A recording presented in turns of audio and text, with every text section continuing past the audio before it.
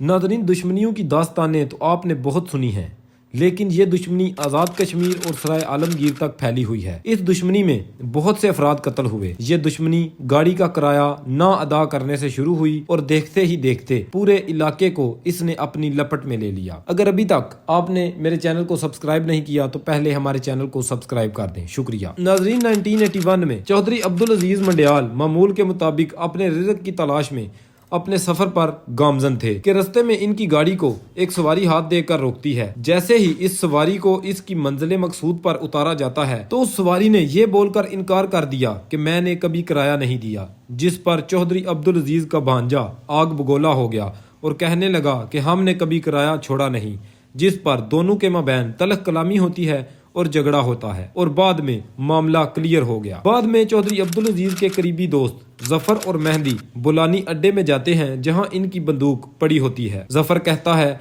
कि यहाँ से बंदूक उठा लेनी चाहिए, लेकिन मेहंदी इस बात से इनकार करता है, क्योंकि वो कहता है कि अभी कल हमारा राजीनामा हुआ है, इसकी वजह से कोई मसला न बन जाए। लेकिन जफर वो बंदूक उठाकर चल पड़ता है और बस में सवार हो जाता है।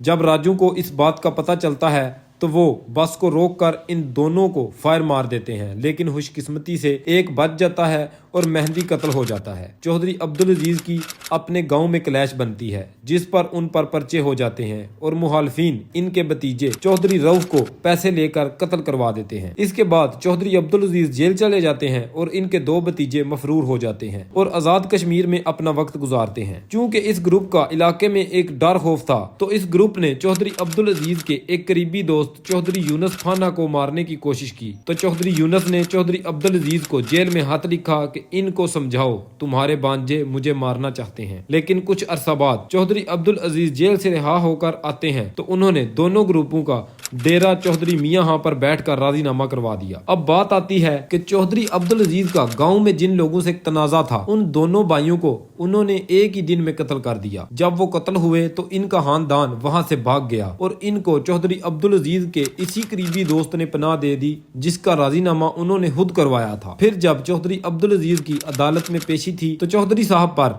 मुखालफिन ने हमला कर दिया, तो इस हमला में ये कत्ल हो गए और उन्होंने ये बात कही थी कि जो आज भी इलाके में मशहूर है, जिस दिन मैं कत्ल हो गया उसके ठीक 40 दिन के अंदर अंदर मेरा मुखालिफ भी मारा जाएगा। उनकी ये बात सच साबित हुई और वो मारा गया। नाजरीन, ये आपने जो वीडियो देखी ये था चौधरी अब्दुल अजीज मंडियाल ग्रुप का पहला वैर।